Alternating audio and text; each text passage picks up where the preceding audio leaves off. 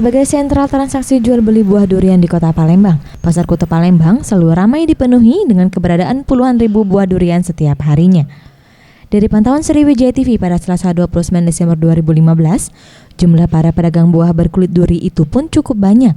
Salah satu pedagang durian, Rio, mengaku omset penjualan durian eceran saja mencapai rata-rata 10 hingga 13 juta rupiah.